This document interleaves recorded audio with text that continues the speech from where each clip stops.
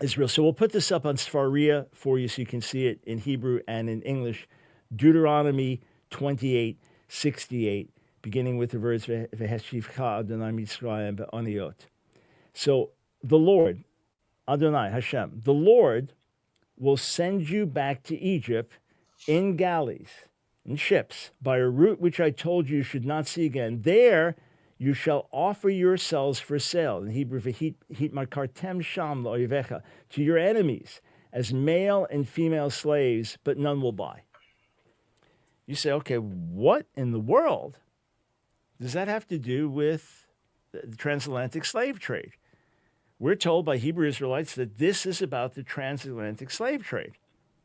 We believe that for various reasons, but let's go into why we believe that. Now, this is about to go into what I was talking about at the very beginning, how I want to make a position paper, like how we take a position on the scripture. Just like how when you look at, like he's reading from Swaria, I believe that's how you say it. Where on that it shows you the Hebrew text and it gives you like an English translation of it. And if you click on the right side, it gives you targums and commentaries by Jewish rabbis, right? And their explanations of the verses. This is the same thing of how we're going to do, like how I'm going to specifically do. So just like how they're entitled to do that, I'm entitled to do this. So watch this. Let me share this onto the screen. We're going to read something right fast.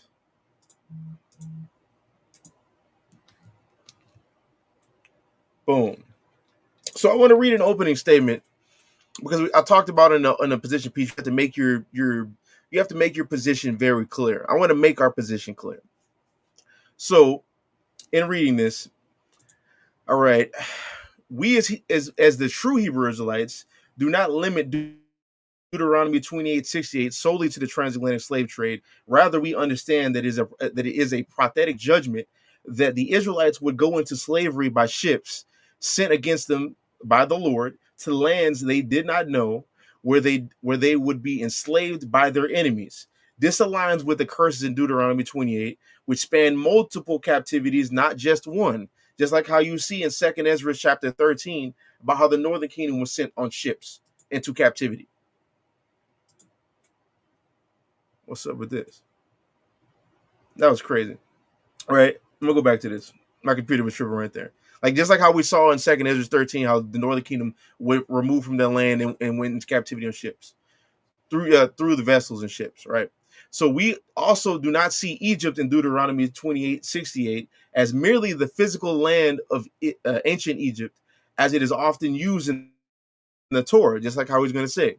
Instead, we understand Egypt here as a representation of a house of bondage and captivity, describing any land where the Israelites would be oppressed under harsh servitude. We draw this conclusion by taking the scriptures in their totality, right? And I really want to harp on that. We take the scriptures in their totality, not like how Christians do, how they'll isolate a verse. Like say we give an understanding of a Bible verse, they'll just isolate it right there and not care about what happened before or after in any other books or any other chapters in the Bible and just try to lie on it, right? Whatever we say, they just say it's wrong. We're taking the scriptures in their totality, right? So with that, I'm gonna say this again. We draw this conclusion by taking the scriptures in their totality, noting how Egypt is used metaphorically and spiritually in prophecy to describe Israel's future captivities. For example, Hosea 8:13, where it clearly calls Assyria Egypt, right? Hosea 8:13, Hosea 9:3, and Revelation 11:8. Not only do we come to this conclusion, but many scholastic Christian commentators and Jewish rabbinic commentators also recognize Egypt as a metaphor for future captivities, which we're going to read later. This argument across multiple interpretative traditions provides a sound ground for our understanding. The phrase "no man shall buy you" in Deuteronomy 28:68 does not mean that no one would purchase the Israelites as slaves, but rather no human deliverer would redeem us out of the captivity. Only redeem us out of that captivity. Only the Lord himself will redeem us, as in Exodus chapter 15 and 16, where it clearly talks about in Exodus chapter 15, verse 16. That whole chapter, really, Exodus 15, talks about us being delivered from Egypt, and it literally says the people who the Lord has purchased, right? A purchase means to buy, right? And that same word for purchase right there is the same word that's used in Deuteronomy chapter 28, verse 68, where it says, no man shall buy you. But we seen after we were delivered from Egypt, the Lord bought that whole process of him destroying the Egyptians and saving us is him purchasing us, him buying us. So when we read and understand Deuteronomy chapter 28, verse 68, when we see it where it says, no man shall buy you, we believe that purchasing is the same purchasing we've seen when we were delivered out of Egypt. Especially when it used the same exact Hebrew word, right? It's inflected differently, but it's the same root Hebrew, the Hebrew root word. So let's continue, right? It says the Hebrew word for buy, quana, is used in both passages, linking redemption exclusively to the Most High's methodology of salvation, right? Furthermore, Deuteronomy 30 and 1 through 6 tells us that before Israel's final deliverance and return to their land as one nation under their king, Yahawashi or Jesus, if you want to say English, the English or the Hebrew, the true Hebrew, right? They would reflect upon these curses they have endured and continue to endure, even now in 2025. Many of these curses are visibly evident today, confirming the prophetic cycle of our disobedience leading to captivity, while setting the stage for the Lord alone to gather and redeem his people from among the nations. Right? So this is me making my position very clear. This is us being delivered from Babylon. This, like, hold up, moving too fast, right?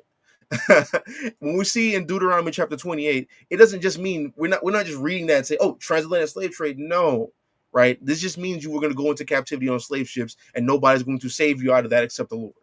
No man, no human man is going to do it except the Lord and his methodology, whether it be through saviors he shall send, or whether it be his son, or whether it be himself. It's going to be upon the Most High's time and his methodology, and by no other means.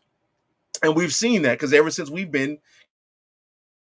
the transatlantic slave trade, that's a form of Deuteronomy chapter 28 and 68. We believe hold up. What's happening here?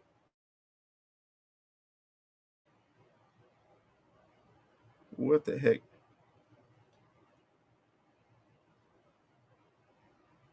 No, don't do me like this, YouTube. Oh man, don't do me like this.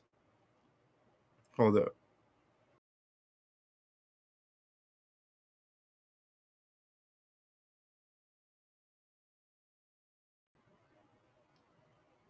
Come on. Let me check this real quick.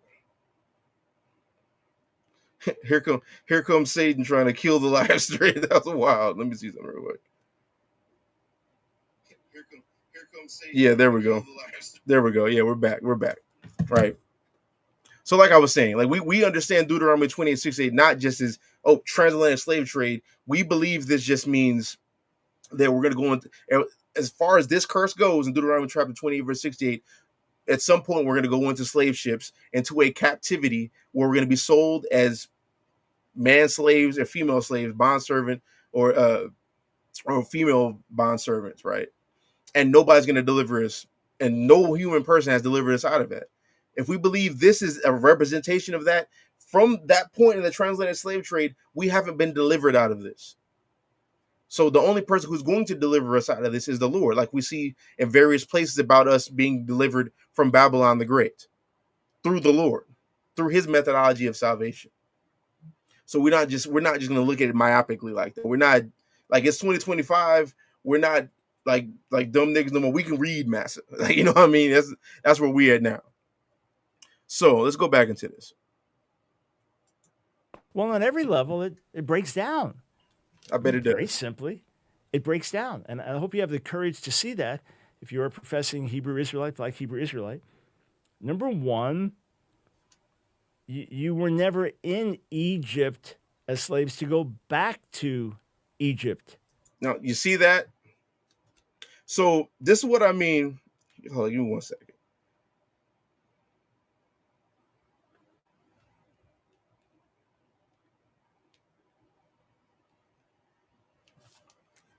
This is what I mean about how he's being disingenuous. So he's saying what he's saying right here, he's saying something without saying it. He's saying you were never in Egypt to go back into slavery into physical Egypt. He's saying you're not the real Jews. That's what he's really saying. But earlier in the very beginning of this, live stream that he had, he said that there are Jews of African descent. So which one is it? But the ideology of saying that we're not the true Jews, if we're not the true Jews, why do we continue to go through the curses of Deuteronomy chapter 28? Why do we see, let's just do this. Because I prepared this. And like I said earlier, like I want to do more position pieces and more position papers. I want to make these available for people. Right. Whether it be on the website, whether it be, I'm gonna find a way, right? And I'm gonna let you guys know. But I want to go back to it for a second. So in Deuteronomy chapter 28, those are the curses. This thing right here. It is though. Damn it. It's like it. Let me like it, right? So in Deuteronomy chapter 28, it talks about the curses, but in Deuteronomy 30, like I said earlier, it says, "It shall come to pass when all these things are come upon thee, the blessing and the curse, which I set before thee, and thou shalt call them to mind among all the nations whither the Lord thy God have driven thee, and shall return unto the Lord thy God, and shall obey his voice." Now, just isolating this for a second, the only people doing this right now is the Blacks, Hispanics, and Native Americans. They're looking at Deuteronomy chapter 28, looking at the curses specifically, because we haven't got the blessings. They're looking at the curses specifically and be like, okay, this is us. They're calling them to mind, right? And they're returning back to the Lord and obeying his commandment. That's what the rest of Deuteronomy chapter 30, verse 2 says. We're the only people doing that. we've literally saw these curses. Okay, we fit all of these throughout various points in times and histories, right? So now we're gonna start keeping the commandments, which brings on all these curses. We're gonna start keeping these commandments that we've never kept, so that we can get up out of this place. They're not doing that. Y'all exist in the land called Israel, and 90% or more at this point in 2025 are secular. Y'all are not even doing this. You don't even teach this, to be honest, right? But like I said earlier, you said we were never in Egypt. We were never in Egypt to go back to the real, like the ancient Egypt, right? But why do we fit the curses of Deuteronomy 28 then? Why can we look upon these and see that we fit these? Let's look at some of these. So Deuteronomy 28 and 16, it says, "Cursed shalt thou be in the city, and cursed shalt thou be in the field." How is this visible today? High poverty and violence in urban areas, ghettos, barios, and reservations. All three people groups that we teach are the Israelites are represented in this. Like on the what goes on the reservations is really worse than the ghettos and the barrios, right? That nobody wants to talk about it. But the ghettos, barrios, and reservations, high poverty and violence, and all of those, right? Oppression and rural agricultural jobs, field work, low wages, unsafe conditions. That happened when we were sharecroppers, right? Blacks and Hispanics facing gentrification and systematic police brutality. Everybody can see that, right? You go to Oak Cliff right now. You could go there midnight, 1:00. That's supposed to be a horrible side of DFW, right? You could go there right now, or midnight, 1:00. You're gonna see white people walking around with poodles. You're going to see white people playing frisbee golf at a park in Oak Cliff late at night without worrying about any type of gang violence, right? Because they're gentrifying it. They're taking our place where we're at, where it's cheaper to live because we live there, right? And nobody wants to live around niggas. They buy all that property up and they get niggas out of there. And then at the same time as them doing that, they have police go and over police those areas and disproportionately arrest blacks and Hispanics. Because right now, let's keep it focused on Oak Cliff. There's mostly blacks and Hispanics there. Why are we the only people being arrested? Why every time do I go on Facebook, Instagram, Twitter, TikTok, I only see us being arrested there? But they make up a good majority of the gentrified area. Why is that? because you're over policing and gentrifying systematically, right? These specific people. That's how we're cursing the city and cursing the field, right? So let's continue in this. Deuteronomy 28 and 30. Another man shall lie with your wife, right? Thou shalt betroth a wife, and another man shall lie with her, right? How is that visible today? There's words on this one that I'm not gonna say on YouTube, but it's grape, right? That's what that means. We seen that through any slave movies, right? The Birth of a Nation, Roots, things like that. We've seen grape happen to our people specifically, right? And also it says like another man shall lie with your wife during the like it says right here in the modern system where incarceration and poverty break up families, it leads to family instability in mixed households, right? So now somebody else is laying with your wife that you had that you had, but you went to jail, you've been incarcerated, and now she's laid up with another dude, right? Because it don't just gotta be the heathen doing it. It could be our own people doing it. We've already have a propensity of doing that when you read that in Jeremiah and Isaiah about how we were laying with each other's wives, right? That's something that will happen to us. I don't see that happening with them. At least it's not purported, right? So hold up. Deuteronomy 28:32. Your sons and daughters will be given to another people. Thy sons and thy daughters shall be given to another people. How is this visible today? During the slave trade, children were ripped from families and sold. Native American boarding schools forcibly removed children, right? And that's something that didn't get talked about a lot. How you had the Native Americans, their children got forced to go to these boarding schools, and now they're calling themselves John, right? That's not in their language.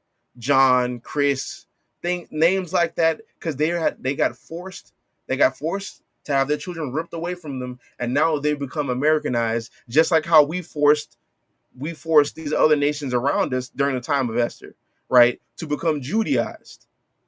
That's what happens, right? And also another one, CPS disproportionately targeting Black, Hispanic, and Native families. That's how we see these curses upon our people. Why are we fitting these? Why don't y'all fit these? Deuteronomy 28:33. Oppression by another nation. The fruit of thy land and all thy labors shall a nation which thou knowest not eat up. Right? How is it visible today? Land stolen from natives and Mexicans. Right? For example, the Treaty of Guadalupe and Hidalgo. Right? Economic systems exploiting Black and Hispanic labor while others profit. Dispossession of generational wealth. Right? We see that all the time. Deuteronomy 28:37. It says, and thou shalt become an astonishment, a proverb, and a byword among all nations, whither the Lord shall lead thee. How is this visible today? All these names that we're called that are on the screen right now, which I'm not going to say out loud because of YouTube, right? That's a proverb and byword. Also, how they stereotype us as criminals. Every time you go look at a show, and they want to do casting for actors, right? What's our role usually comprised of? Gangster number 1, drug dealer number 2, pimp number 3, right? That's what we're stereotyped as. To where that trauma has become all that we know, and now that's the only shows we can create. What are the main shows that are usually popping? Tyler Perry movies, Tyler Perry shows, which just highlight Black men being horrible to Black women. Every movie and every show, it always has to perpetuate that. Because we have become accustomed to trauma through the curses of God, which we brought upon ourselves, right?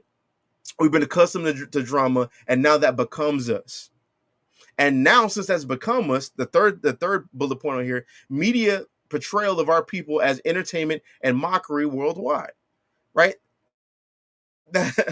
What's crazy is when you see Black, Hispanic, and Native American man, woman, and child, you'll see us on the internet twerking, our women following any woman with neon colored hair who looks like Sexy Red of any like Glorilla, any gang member, or like that's just something that's just perpetuated throughout the world from our people. And the media portrays us like that no matter what. You never see us being perpetuated as a somebody who knows something, who's astute, somebody who's well studied or well traveled. We're never portrayed like that. We're always portrayed as either gang members, drug dealers, or various other things. We're just a nation in ruin, which leads me to my last point on this one. We see the word for an astonishment, because people don't talk about this enough. When it says we shall be an astonishment among all the nations, when you look at this word for astonishment, the Hebrew word right here is shema, and it means where is this at? It means like a waste, a horror, an appallment, something caused desolation and shock. This means Israel would be seen as in horror, an object of shock to the nations, reflecting the condition of our communities, the disrespect shown to us globally, and the desolation of our people state today. How is that? How is that them? How is that the small hats right now in 2025? Because this man, I've seen him say it when he debated Guerrilla Hebrew, and I've seen him say it in various other videos he's created. He's saying the Jewish people, right, the small hats, are under the curses of Deuteronomy 28 right now, right? I'm pretty sure he believes they're going to be like that until Christ comes, which I would agree as far as the true Jews, but he believes the Jewish people are under these. How is this them? I just need to see how that is, because I can clearly see that being us. So let's continue. Deuteronomy 28, 43 through 43 and 44. It says, the stranger that is the stranger that is within thee shall get above thee very high. How's visible today? Other nations, Arabs, East Indians, Koreans, etc., owning stores in Black and Hispanic communities, right? Native reservations surrounded by businesses profiting off of them while their communities remain in poverty, right? How do we see that with them? The answer is you don't. This is us. This is not them. This is we are the people who fit this. And let's just take that out. Let's just take any of our biases out of it. Who fits this more? Like all the curses we've read so far, who fits this more? There's no way you could be a logical, sane human being and and come to the conclusion this is not Blacks, Hispanics, and Native Americans. This is before we've gotten to Deuteronomy chapter 28, verse 68. So for you to just make this whole point off of Deuteronomy 20, like you're just ending our entire arguments. No, this is why we take all the scriptures in the totality. If we see all these things happening, of course we're going to, before we even get to any exegetical breakdown, before we start breaking the verse down in Deuteronomy 28, 68, we already can relate to everything that's happening here. So obviously we're going to have a connection to Deuteronomy chapter 28, verse 68, and thinking of slave ships without even having to have the breakdown like how we're going to go into today, like how I already went to earlier. So let's continue. So Deuteronomy 28, 48, serve enemies in hunger and thirst and nakedness. Thou shalt serve thine enemies in hunger and in thirst and in nakedness. How is visible today? Reliance on other nations for food, corner stores, water, and clothing. Systematic economic dependency and exploitation, right? Because you see so many, we see how the other nations have came into our communities. They've set up shop because it's cheaper because we live there. They took advantage of that, and now they're the people who we have to go to for want of all things, because God said it would be like that. And we don't see these people doing that. These are the people who you go to for want of everything. These people are jewelers. These people on radio stations. They control the music industry. They control various high positions in the world. They don't fit this, but we fit this, and we can relate to this, especially the next one. Let's look at this. Deuteronomy 28, 50, 54 through 56. His eye shall be evil towards his brother. How is visible today? Gang violence in Black and Hispanic communities, division and internal hatred among our people. Very easy to see. Deuteronomy 28, 64. And I want somebody to tell me that this doesn't fit us. Like I'm gonna need a diagram for a Christian to show me how Deuteronomy 28, 68 doesn't apply to us. Like, I'm really going to need it. So let's read this. Deuteronomy 28 and 64. And the Lord shall scatter thee among all people from one end of the earth, even unto the other. The last part of it talks about us being following other gods, the other gods of the nations. What happened to us in the transatlantic slave trade? The Native Americans and Hispanics got forced to be Christianized. What happened to the Negroes over here in America? Got forced to be Christianized. That's why your mom believes in a Trinity. She'll say she believes in a Trinity, but she ultimately believes in oneness, how God, the Holy Spirit, and the Father, wait, I said it wrong. How the Holy Spirit, Christ, and the Father are all the same person, but they'll say that's a Trinity. That's two different things, and both of them are wrong. That's why they believe in that. That's why they believe their Sabbath is Sunday, but Christ is also that Sabbath, and they don't have to refrain from buying, selling, or trading, or kindling a fire. They don't have to do anything. This is why they believe in that, because of Deuteronomy chapter 28, verse 64. We've been scattered into all nations, to nations we never known, and we're serving gods who our fathers have never known. That's why this is happening.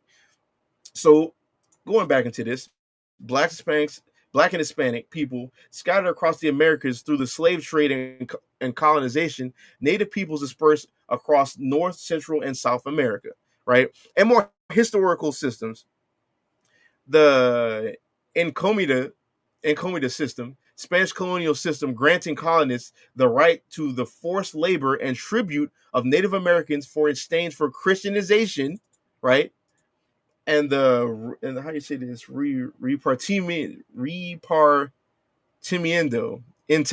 however you say it, right? However the Spanish you say it, right? Spanish colonial forced labor system replacing the Encomienda, but continuing exploitation and clear fulfillments of Deuteronomy 28 and 64.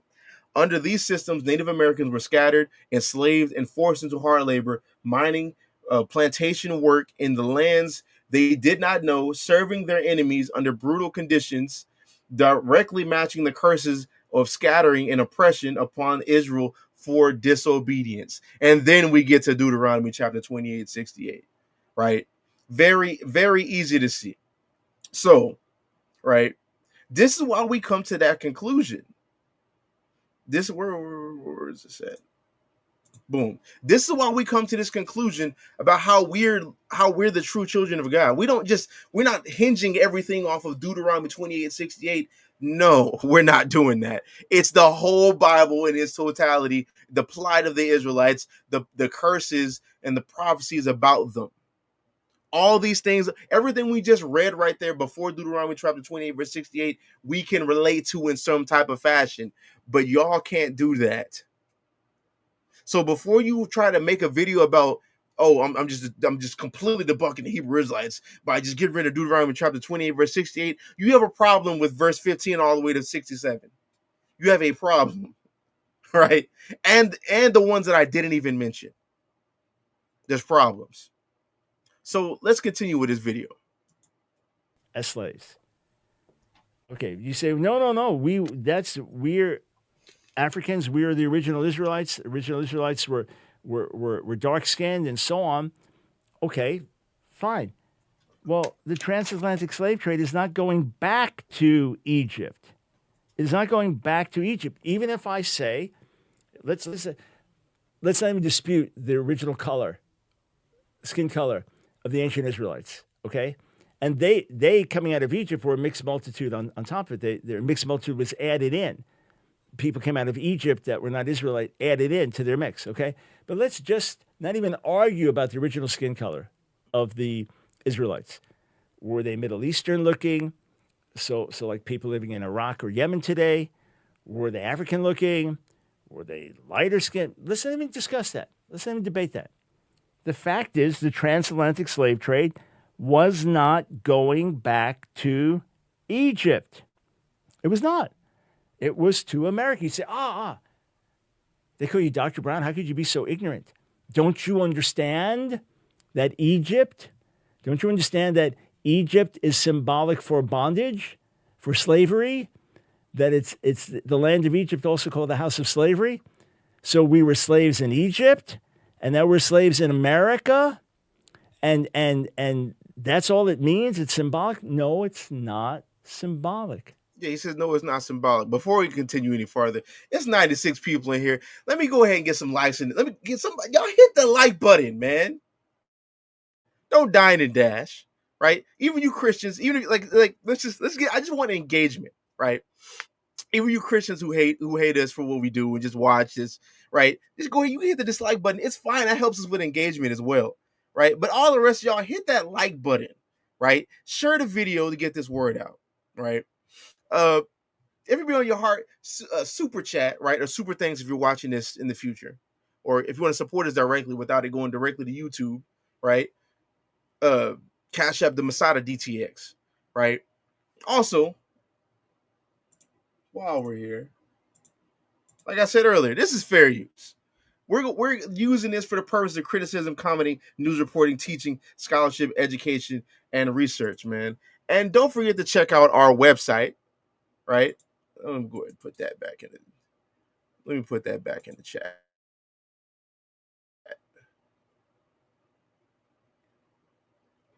Let me put that back in the chat. There we go, right?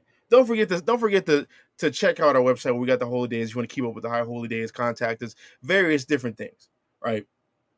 But yeah, man, y'all hit that like button. Show the Masada some love, bro. as we're feeding you with the true word of God and casting down all evil imaginations against the knowledge of God, right? So let's continue. Please hear me. That is a myth. I bet it is a myth. Egypt is not used as a symbol for slavery and servitude in general in the Torah. It is not. Let's put and there it is in the Torah, because you know it is other places. Dr. Michael Brown, you know it's other places. You know it's in Hosea. You know it's in Revelation. That's why you wanted to just to pin it down in the Torah when these people aren't even far removed from Egypt at that point. So obviously it's going to be talking about the literal in other places outside of Deuteronomy 20 and 68. Other places specifically talking about Egypt because they're not far removed from it. that's so deceptive to do. Like if you're somebody who doesn't pay attention, you're not even gonna catch that. Like, it's crazy. a slide up here, okay? If you go through the Torah in Hebrew, and you may get some different counts with different concordances, but if you go through the Torah in Hebrew and look up every reference to Egypt, Mitzrayim, and it's a dual form. The ayim form is a dual form, like yadayim, 2 hands, einayim, 2 ears, einayim, 2 eyes, oznayim, 2 ears, raglayim, 2 feet.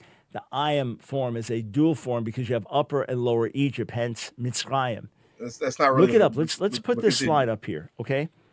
If you'll go through the Torah, you will find in Genesis that Mitzrayim occurs 139 times, and every single time it refers to Egypt, not slavery in general, not metaphorical for house of bondage. You say, well, that's before the Exodus. Okay. In the book of Exodus, it occurs 354 times, in Leviticus 21 times, in Numbers 90 times, in Deuteronomy 76 times. Look, Kathy, you're saying he's a scholar, bro.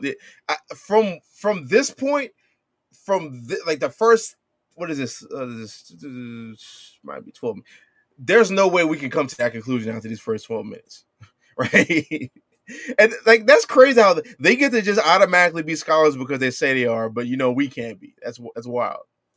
That's a total of 680 times. Go through every single verse. Take the time and go through every single verse, and you will find 100 times out of 100 when it speaks of Egypt, it always refers to the literal Egypt, either the land or the people or the rulers, because Mitzrayim could be the people, Mitzrayim could be the land, Mitzrayim could refer to the rulers of Egypt, but it is always physical Egypt in all 680 instances. While it carries symbolic weight in some context, for example, as a symbol of slavery or a moral contrast. It is never used purely metaphorically to denote something other than the historical Egypt. Never.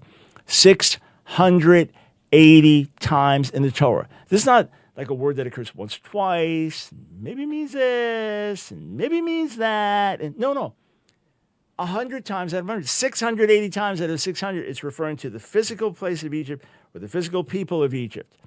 And it's associated with Israel's slavery and bondage in Egypt, but always Egypt. So when it says, the Lord will send you back in galleys, in ships, by a route which I told you should not see again, there you shall offer yourselves for sale to your enemies as male and female slaves, but none will buy. So first, Egypt means Egypt. So Egypt just means Egypt. So since he said Egypt just means Egypt, right?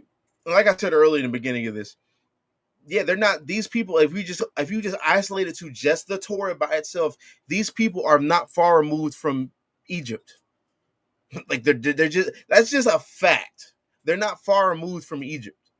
So when you see things where it literally mentions Egypt outside of Genesis, like we just talk about like Exodus and like Leviticus, they're not far removed from Egypt. So when it's making reference to things specifically in the land of Egypt, yeah, that's Egypt. Yes. But when you get to the book of when you get to Deuteronomy chapter 28, I don't know what this guy doesn't understand, but that's prophetic. So when you see things that are prophetic, that means it's in the what? The future.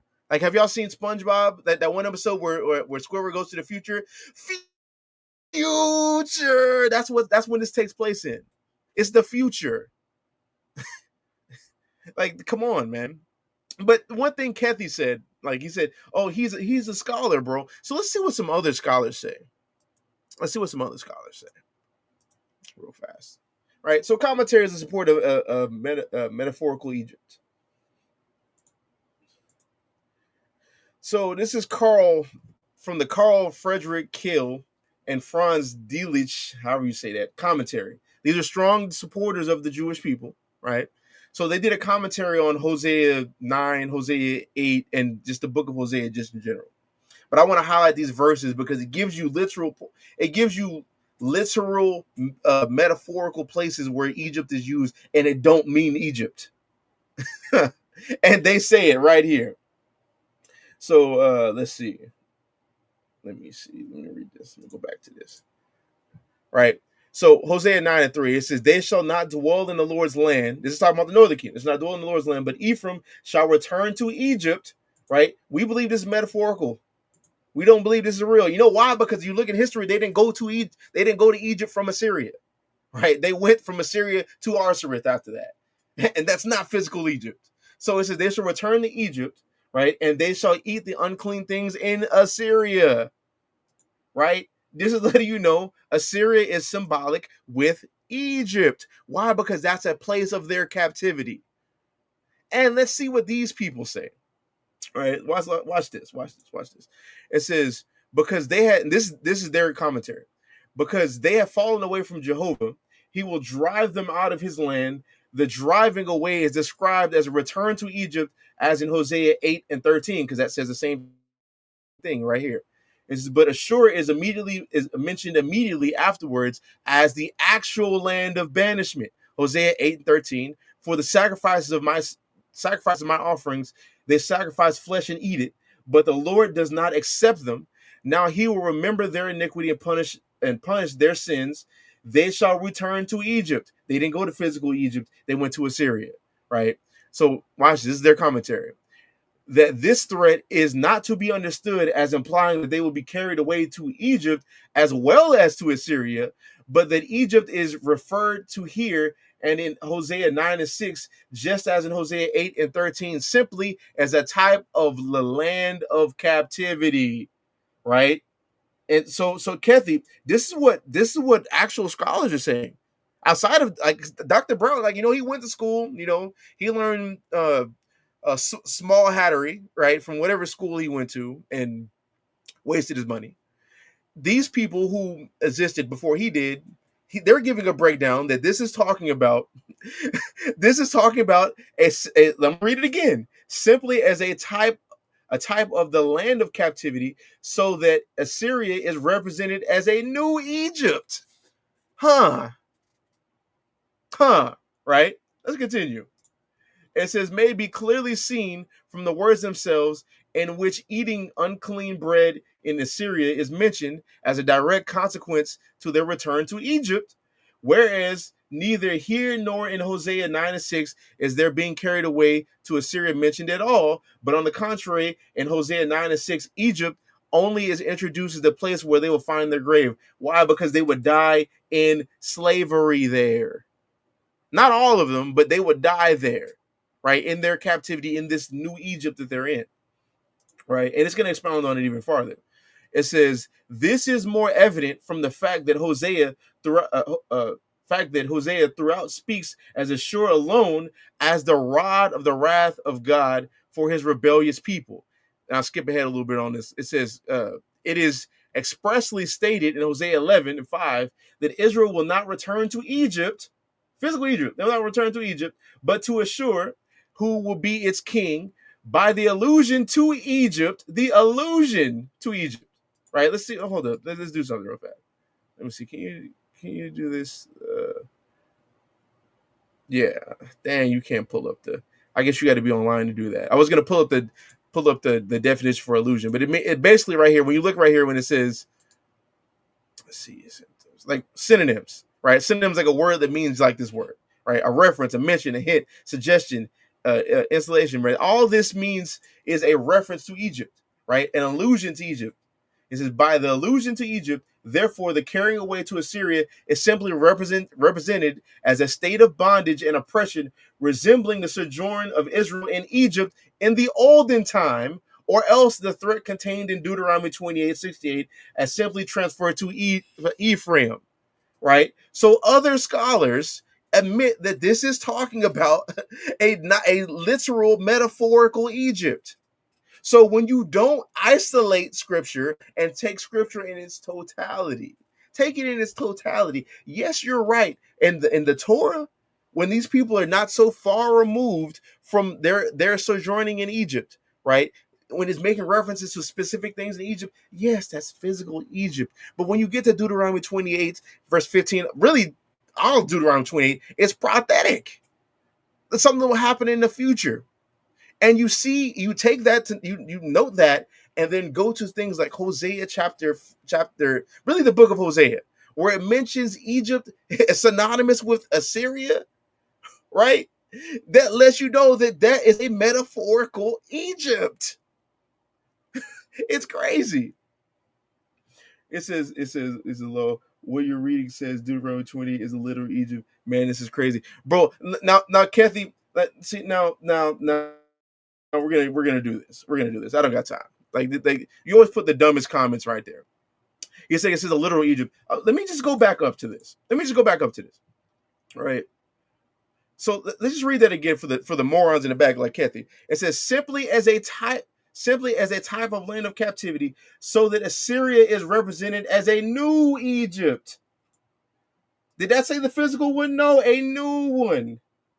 But in this, they're making references into Hosea chapter 9:6, where it talks about they should make their graves in Egypt, right?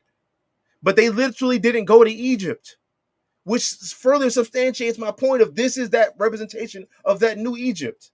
Kathy's just so damn dumb. I like the dude is dumb. This is why I don't debate Kathy. Like you're like, damn, freaking niggas in the Congolese, bro. I don't even know how y'all even get internet connection while y'all swinging from vines, bro. I'm just be honest, bro. I can't. Like it be so dumb. It just be so dumb dealing with these people, right? So let me continue. So let's just say you didn't want to accept that. Oh well, that's Christians. Let's see because he's reading out of what is that thing called? What is that? What it was called? What he's reading out of? Sepharia. I believe this is in Sepharia right here. So we have Rabbi David Kimchi, right, medieval rabbi. He's giving his exegesis on Hosea 9:3. So it says, this is the Hebrew above what he actually says. Here's the literal translation.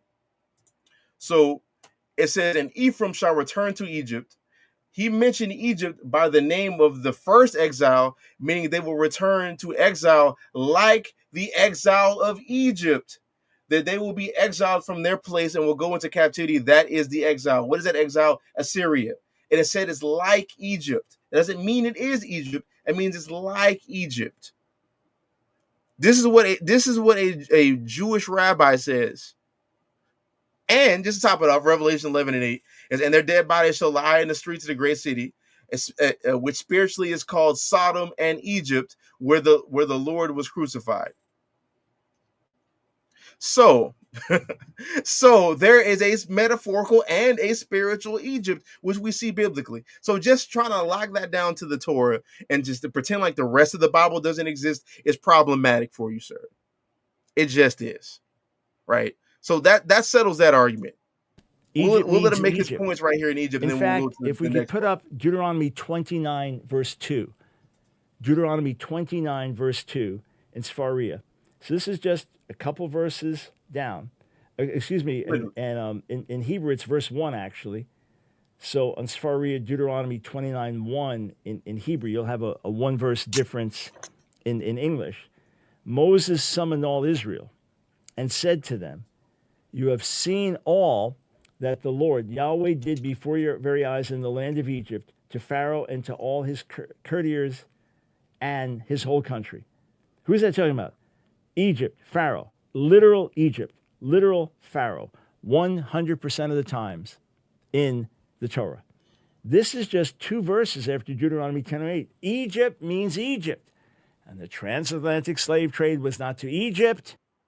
See, Chillaman, see, normally I would agree with you, but on this one, I don't believe he's a bad scholar. I think he's a great scholar in the tenets of Christianity, right? He's studied in Christianity.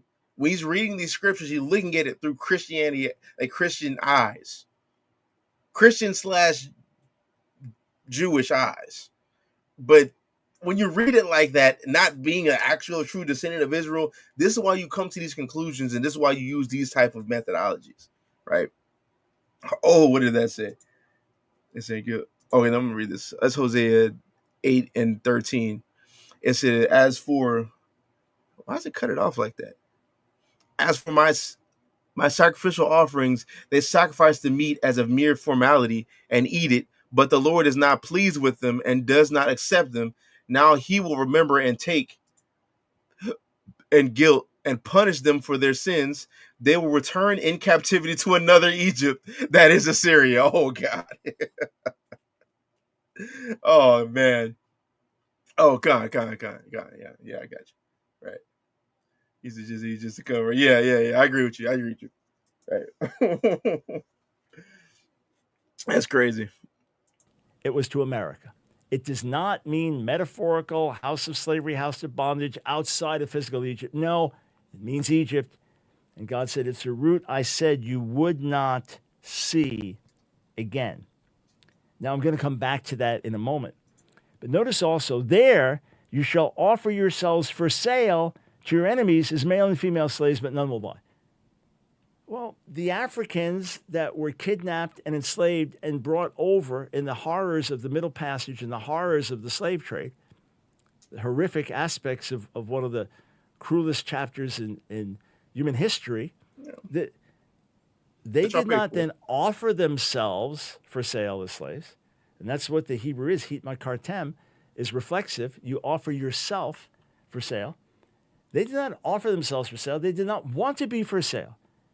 So, no, he's saying, like, I think it's in makartem, right? I can agree with that, where it means like you shall offer yourselves for captivity, offer yourselves for sale. I agree with that, though. I believe we offered ourselves for sale.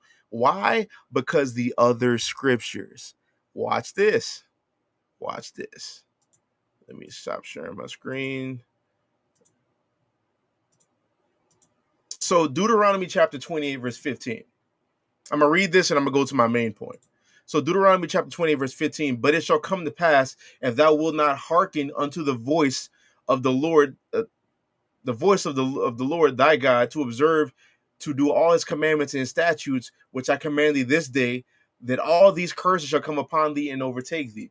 This is how Israel offered themselves up for slaves through as far as going into Deuteronomy chapter 28, verse 68.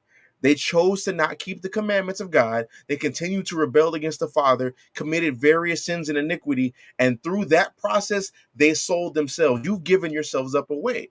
Now, so a Christian or even him would say, well, that's not strong enough. That's not like that's just an interpretation. So he'll say something like that. But now let's look at another verse. Isaiah chapter 52. Right? Is it Isaiah 52? What did I write down? That's Isaiah 50. All right. We're coming back to Isaiah 52 as well. So Isaiah 50, verse 1. Thus saith the Lord, where is the bill of your mother's divorcement? Whom have I put away? Or which of my creditors is it to whom I have sold you? Because of your iniquities have ye sold yourselves. Right? Because of your iniquities, you have sold yourselves. That's how we've offered ourselves up for sale, through our iniquities, through us hearing Deuteronomy chapter 28, verse 15, and saying that sounds cool, but this baconator sounds good, right? That sounds cool, but these strip clubs or ostrich poles where you laid with temple prostitutes sounds cool, right? All of that, we thought Easter sounded cool. We thought Christmas sounds cool. We thought all various different ideologies of the heathens sounds cool, so we did it. Right? That's how we sold ourselves. And what's great about this though, when you look at this word right here, the root for it, it says you should sold yourselves. Let's see. Right? You've sold yourselves. For sold right here. Let's go look and see where this appears. I wonder if it appears in Deuteronomy chapter 28. Let's see. Huh. It appears in Deuteronomy, the 28th chapter, verse 68, where we've sold ourselves.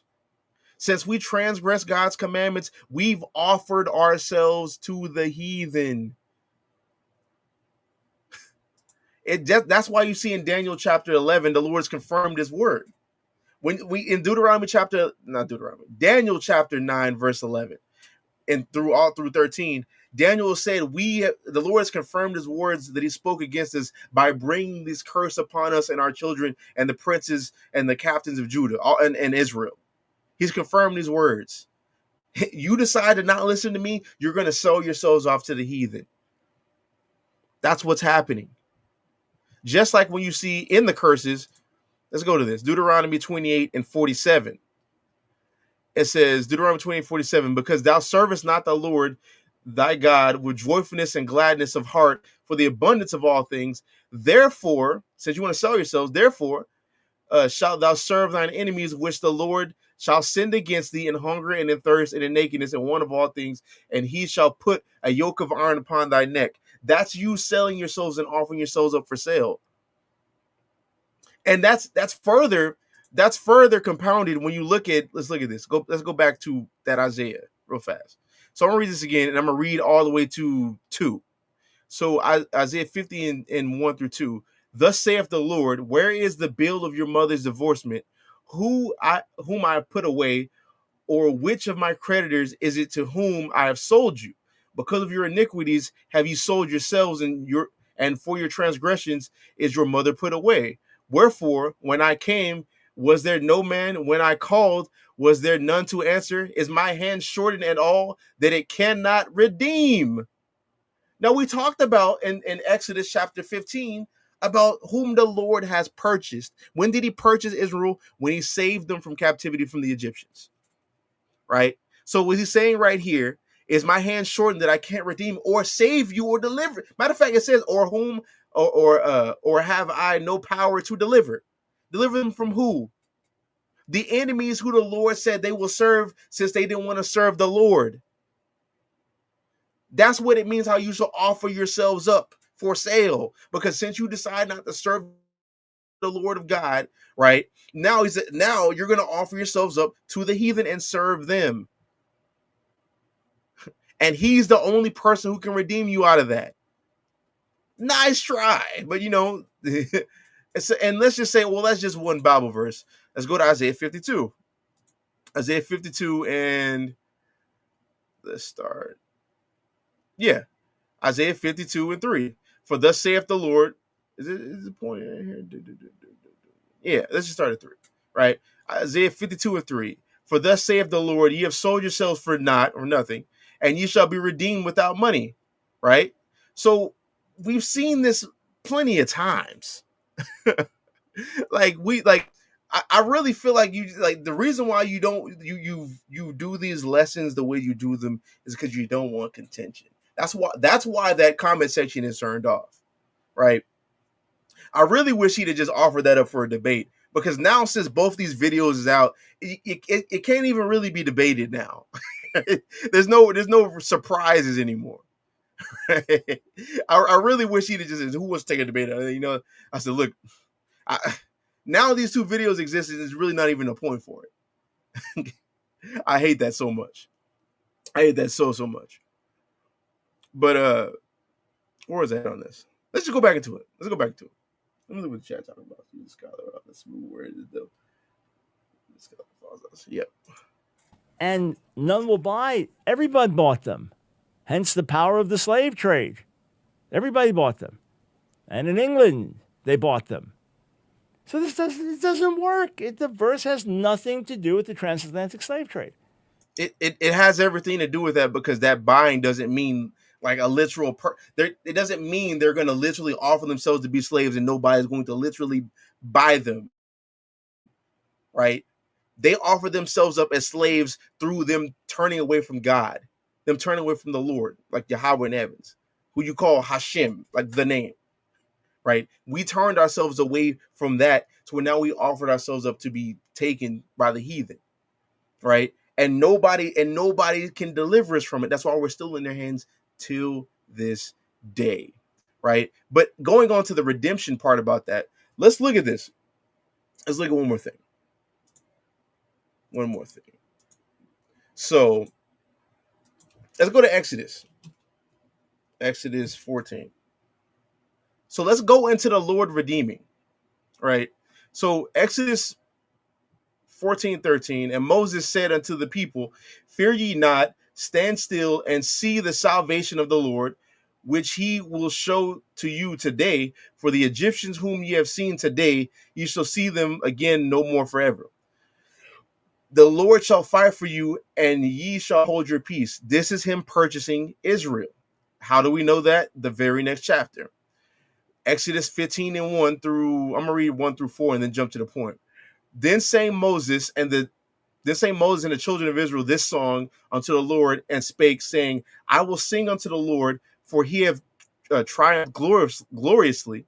The horse and his rider hath he thrown into the sea. This is making reference to the Passover, how the Egyptians chased after us after we fled. And then the Lord crashed the waves down on them and destroyed them. So, verse 2, the Lord is my strength and song, and he is become my salvation. He is my God, and I will prepare him in a habitation, my father's God, and I will exalt him, right?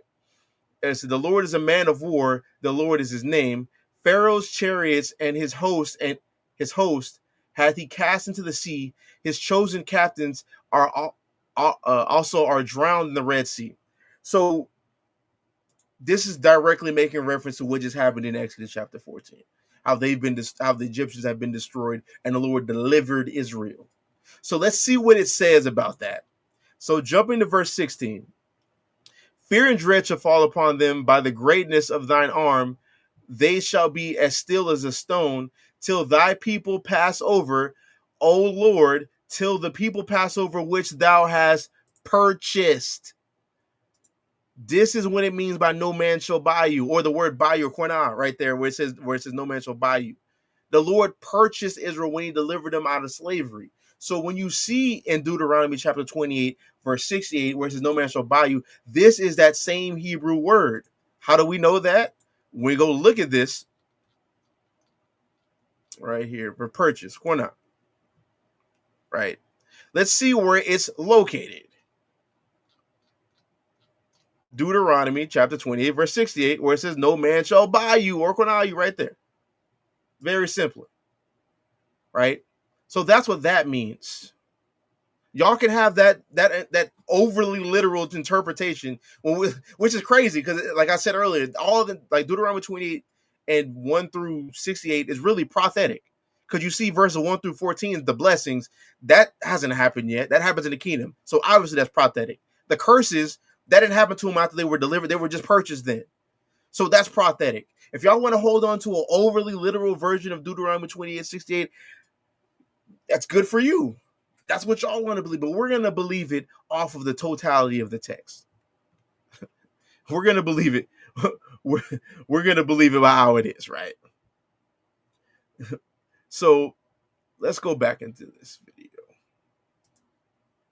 It cannot possibly, under any circumstance of using the word of God truthfully and honestly, refer to the transatlantic slave trade. Even if you said, well, there are some Hebrew grammarians that say in some cases this is not just reflexive, but it's passive, and it just means you'll be sold. Even if you went that way, which is not the natural way to read the Hebrew. If you went that way. Yeah, because that's the way the King James writes it. And this is why like a lot of people are King James only, is because like when you read that in other translations, it doesn't say you should be sold. It says like how he's saying it, like how it's like I believe how he says passive, right? It's saying you should offer yourselves up. So, and I'm okay with that because the rest of the Bible supports that ideology, but it just doesn't mean how he's saying it means. None will buy. That's not the case. That is not the case. So this cannot possibly refer to the transatlantic slave trade. Now, let's go over to Deuteronomy chapter 17, verse 6.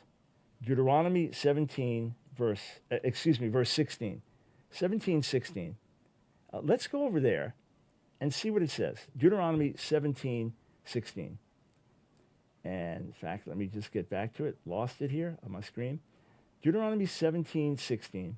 And it's talking about kings and not having too many horses. And then notice I'm going to be here all day if I do all that. Verses 13 and 14.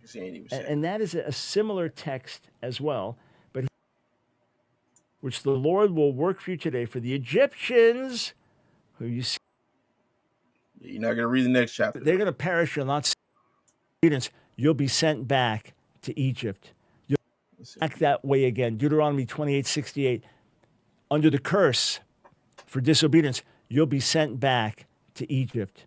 You'll be sent back to Egypt by a way you were not supposed to go back. That's what this is all talking about. Physical Egypt. So, on any fair reading of Deuteronomy 28, 68, it cannot possibly refer to the transatlantic slave trade. And yet, this is one of the key verses that is used, the key verse in a biblical argument for Hebrew Israelite identity. I've seen websites saying, they'll offer this amount of money to refute this. No one can ever refute it. Of course, it's an odd thing to boast about. Look at how cursed we are. That must mean we're ancient Israel. I mean, y'all do that with, I don't know if I can say that word on the H word. Like, rounds with paying the cost, rounds with Pentecost, right? It's like there's a certain type of ammunition. It's hollow, and there's a biblical holiday called Pentecost. Like that. Y'all do that with that. Y'all been doing that with that October date, where y'all poked at the bear and then they finally did something to y'all. I mean, I forgot the literal date. I guess what like Hamas did, whatever they did. We have to keep hearing that. So I mean, I believe it's only fair that we talk about this. But in point of fact, it cannot possibly refer to the transatlantic slave trade. There is no fair way to argue that it can. Case closed. Now, a couple other things, then we're going to go to your questions. All right. So if you differ with me, I welcome your question in the chat. We don't have the capability to take calls now, But I welcome your Oh, questions conveniently in the enough, now you don't chat, got the and we'll be capability to moving take to them off. soon. Remember, put at the line of fire before your question. And those that can help with a contribution, awesome. It goes to the good cause of reaching out to the lost sheep of the house of Israel with the good news of Jesus, the Messiah, through whom we are saved. There's no other name under heaven given among men whereby we must be saved, no matter who we are, no matter what our background, no matter how good or bad we might be. We all fall short. We all need a Savior. We all need mercy. Jesus, the Son of God, the Word made flesh, died on the cross to take our sins away. As we put our trust in him, we will receive the new life of the resurrection, forgiveness of sins, and new life in him. It is a free gift. Yes, we're called to follow him and to have a pattern of good works, but salvation is a free gift given to those who cry out for mercy, who turn to God and repent and say, forgive me, cleanse me, wash me. Also, Chickaboom, that would be a hard point to try to make because you got the ancient Egyptians. These are like what we see like the Sudanese people, the Nihilistic people. So they were kicked out of their land by damn Arabs and various other people, and Arabs took their place now. So to try to prove that would be kind of problematic, right? It'd just be problematic. Salvation only found in him. The blood of Jesus, Yeshua, cleanses us from all sin. Whoever calls on the name of the Lord will be saved. That's where our salvation is. He makes one more point I want to deal with. Deuteronomy 28:63. When I had the online debate a couple years back with Guerrilla Hebrew about some of these subjects, so one of the verses that I referenced was Deuteronomy 28:63. And there's this Hebrew Israelite chart. I mean, historically, geographically, it's one of, well, I mean, all the arguments are weak, but it's one of the very, very, very weakest. And again, fully acknowledging there are Jews of African descent, acknowledging that there are Jews, African Jews who came over to America. They may have been mistaken for Muslims because of garb or practice. Some have argued that. Some have sought to continue Jewish practice over the centuries. In Africa, undeniably, the Falashas in Ethiopia, the Lemba tribe, some of the Igbo in Nigeria, and there are people who have really devoted decades of study to this, and the Jewish community recognizes that. So wide range of ethnicity. You go to Israel, you'll find wide range of ethnic background. If anyone thinks you go to Israel and it's just like going to white Europe, no, you're highly mistaken. Bro, you know it is. Diversity there, and those that have been in the Middle East living, the Mizrahi Jews, and Yemenite Jews. Card. That's like when white people say, "Oh, I'm not racist. I got my black friend." just because I walk in the land, just because I go over there. If I go to the land which y'all call Israel right now, it's gonna be all I do, man. Right? Y'all gonna have a few black people scattered in there, and maybe a few Arab people scattered in there. And y'all might know one of them, but if I go look around, if I type in Israel right now, I'm going to see you. I'm not going to see me. I'm not going to see myself represented. I'm not going to see anybody else represented except you. don't do that. That's crazy work. Living in the Middle East for millennia, right? Living there for millennia. Absolutely undeniable Israelite heritage background there. But the chart, where Haiti is the tribe of Levi and was Mexico Issachar. I mean, it's complete bogus stuff. Just based on that chart. I'm not trying to hear about anything being bogus about Issachar when y'all don't even know where they're at. If y'all don't know where the Northern Kingdom is, don't tell us we're wrong for saying we believe these people are the Northern Kingdom. Until y'all come with a viable antithesis of who they are, right? Don't tell us who they aren't. Well, I don't know why we gotta keep like the white splaining is crazy. Like this is like if you look at this video, how long is we're not gonna watch the whole thing because we're almost done. I just want to let them get this last point. I think it's like 30-ish minutes long. It's just nothing but white splaining. It's like, well, the thing is, you niggas don't know, and we control the world, so it is what it is. Like that's what this whole thing has been. You black folks don't know Hebrew like how we know Hebrew, this modern Hebrew, and yeah. So go back to swinging from vines and eating bananas. That's what this whole thing is, without him saying it like that.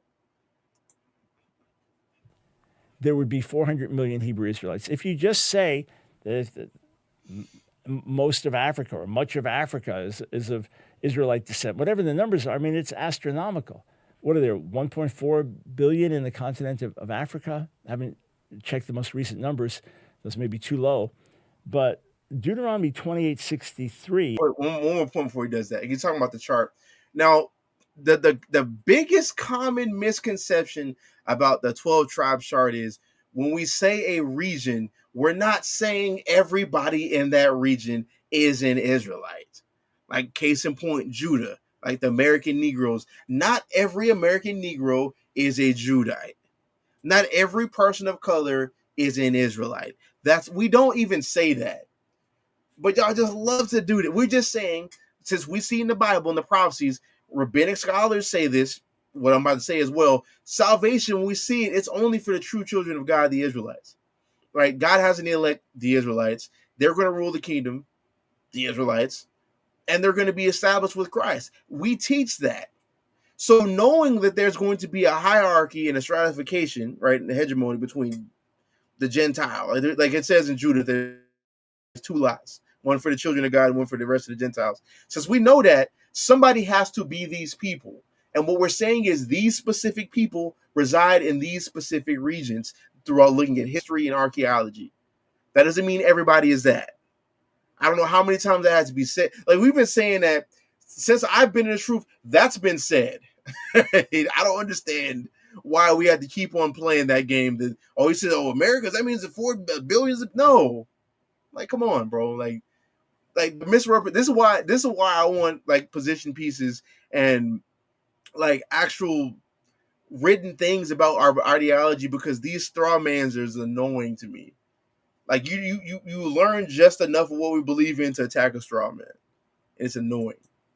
As a curse upon Israel says, and as the Lord once delighted in making you prosperous, and many, so now will he delight in causing you to perish and in wiping you out. You shall be torn from your land that you're about to possess, and you'll be left few in number. You will, previous verse, you'll be left a scant few after having been as numerous as the stars of the skies, because you did not heed the command of our God Yahweh. So an answer was given to that during the debate. Well, Hosea 1 says, though your numbers were few, that you'll be like the sand of the sea. That your numbers will be like the sand of the sea. Well, that's not under the curses. That's not under the curses. That's in future supernatural restoration of Israel and the Jewish people. Like, you're a moron. Like, Gorilla Hebrew cut the hell out of you with that. He said that's not under the curses. Okay, right. So I'm pretty sure he believes it. Like, because I've heard him say, like, the curses are still in effect right now. Fine, right? I'm pretty sure that must mean you believe what we believe, that they don't end till Christ comes. So if that's the case, and Hosea 1 is happening outside of the curses, Christ would already have to be here. But here's the problem. Here's the problem with that, sir. Here's the problem with that. Because he read Deuteronomy 28. I think he says 63. How it says you will be left few in number, which really just means you're going to be depopulated in what captivity you're in. You're gonna be mass death, like it says in Leviticus 26. He's making that literal to mean like you're always going to be a small number of people. And look, the Jewish people are a small number of people. Like, okay, bro. Okay. But when Gorilla Hebrew pulled this verse out in Hosea 1 and 10, it says, let me put this on the screen so I can see. It says, yet the number of the children of Israel shall be as the sand of the sea, which cannot be measured nor numbered. And it shall come to pass that in the place where it was said unto them, ye are not my people, then there it shall be said unto them, ye are the sons of the living God. So before they had their fortunes changed to being recognized as the sons of the living God, they're going to be as the sands of the sea. When they're universally recognized as the true descendants of Israel, right? They're already, the way cities have been built. Like you see that in Isaiah 61, right? So before that even happens, it says they're going to be numerous. It says they're going to be numerous as the sands of the sea. Meaning that what you're reading in Deuteronomy chapter 28, verse 63, can't mean they're going to be forever a small population. A small population. An accurate understanding of that would be that you're going to, a lot of y'all are going to die in captivity. Just like it talks about in Leviticus 26, where you also see the curses of like that says in Deuteronomy 28. A sword's gonna, you're gonna flee, and some are gonna die in a city, and a sword is gonna be sent after you, right? And we see that. Wait, one more point before we go there. And then it says, then after this, from the sands of the sea, verse 11, then shall the children of Judah and the children of Israel be gathered together and appoint themselves one head. They haven't appointed. This is talking about Christ, and he's going to have to admit that. So before Christ comes back, they're going to have to be the Israelites are going to have to be numbered like above the sand of the sea. So this, your understanding of Deuteronomy 28:63, it can't stand, right? Because Christ isn't here. Because it says after the numerous says the sand of the sea, then Christ comes. They're going to know themselves one head. So the shenanigans. But let's give an example of that though, about what is actually being said there. Now I talked about this earlier. Where is this at? I talked about this earlier in, pull my citations back up. Right? When you look at population, the Black, Hispanics, and Native Americans, that happened in our captivities. Let's start with the Native Americans and the Hispanics, right? The Encomienda, right, system. It says a Spanish system granting colonialists, right, the right to extract forced labor and tribute of indigenous people in the Americas under the pretext of civilizing and Christianizing them, right, which is Deuteronomy 28:64. How it worked, the Spanish settler, right, however you say that word, received a grant, right, from the crown, right, their king. Indigenous people were required to work in mines and plantations or provide goods, while, however you say that word is, the slave owner, right, was supposed to protect them and teach them Catholicism. This is why for the majority part, like especially when you look in Texas, a lot of the Hispanics in Texas are Catholics. This is why that is, right? Now it says, in reality, it was slavery in all but name, with brutal treatment, forced labor, high mortality, and mass depopulation of the native populations. This is Deuteronomy chapter 28, verse 63, right? You see that happening with the next system that followed it. And you see the same, because you see the same thing happening right here with the Negroes. All throughout all the things that led up to the transatlantic slave trade, there was mass depopulation through colonialism, right?